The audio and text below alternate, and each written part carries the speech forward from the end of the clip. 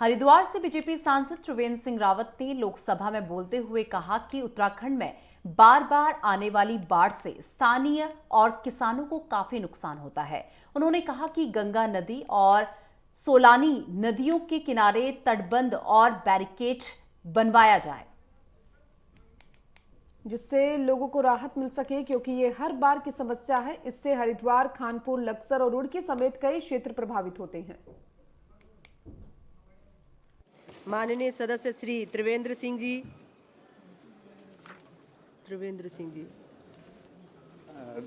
धन्यवाद अध्यक्षा जी। मैं आपके माध्यम से सरकार का ध्यान उत्तराखंड राज्य में बार बार आने वाली बाढ़ की गंभीर और आवर्ती समस्या की ओर आकर्षित करना चाहता हूं। इस सदन से तत्काल ध्यान की मांग करती हूं। हाल ही में जुलाई और अगस्त 2024 में बाढ़ ने अत्यधिक विनाशकारी प्रभाव डाला है। 1 अगस्त 2024 को भारी वर्षा के कारण घरों के ढहने और बाढ़ से 6 लोगों की मृत्यु हो गई तथा अनेक लोग घायल हो गए। हरिद्वार, टिहरी, देहरादून, चमोली जिलों में बाढ़ का गंभीर प्रभाव देखा गया। हरिद्वार में सड़कें जलमग्न हो गई, सूखी नदी उफान पर आ गई, जिससे अनेक वाहन बह गए और भूपतवाला, हरिद्वार, कनखल, ज्वालापुर जैसे क्षेत्रों में कॉलोनियों और बाजारों में पानी भर गया। खराब मौसम के कारण केदारनाथ यात्रा को भी अस्थायी रूप से निलंबित करना पड़ा। गंगा और सोलानी नदियों से आई बाढ़ ने विशेष रूप से किसानों को भारी नुकसान पहुंचाया। इन नदियों में अचानक छोड़े गए पानी के कारण हजारों हेक्टेयर फसलें नष्ट हो गई, जिससे किसानों की आजीविका बुरी तरह प्रभावित हुई। रिपोर्टों के मुताबिक 53,000 हेक्टेयर भूमि पर खड़ी फसलें बर्बाद हुई, जिससे किसानों को करोड़ों रुपए का नुकसान हुआ है। यह बाढ़ कोई नई समस्या नहीं है, बल्कि हर साल दोहराई जाने वाली त्रासदी बन गई है। कृषि और स्थानीय व्यवसायों पर इसका आर्थिक प्रभाव विनाशकारी है। मेरी सरकार से मांग है कि गंगा नदी के किनारे और सोलानी नदियों के किनारे बैरिकेडिंग और तटबंध निर्माण कराए जाएं।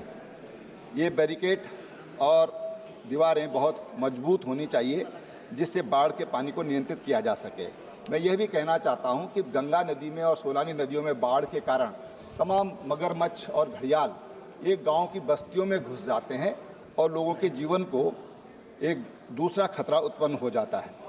हरिद्वार, खानपुर, लक्सर और रुड़की क्षेत्रों में प्राथमिकता के आधार पर उक्त संरचनाओं का निर्माण बहुत जरूरी है, उसको किया जाए। बांधों से पानी छोड़ने की जो वैज्ञानिक और व्यवस्थित प्रक्रिया है, उसी को अपनाया जाए।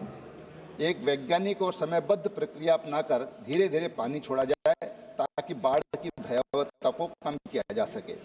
बाढ़ से प्रभावित किसानों को समय पर और उचित मुआवजा दिया जाए। फसल नुकसान का आकलन करके उचित मुआवजा तय किया जाए।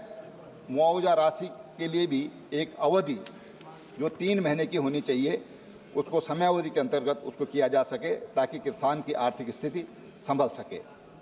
नदी के मार्ग की सफाई और विस्तार किया जाए।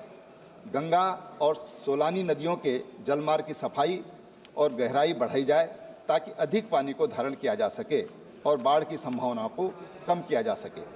सिडकुल औद्योगिक क्षेत्र से नदी में गिरने वाले रासायनिक कचरे पर रोक लगाई जाए, ताकि भूमि की उर्वरता ये बची रहे। समुदाय आधारित आपदा तैयारी कार्यक्रमों को बढ़ावा देना चाहिए।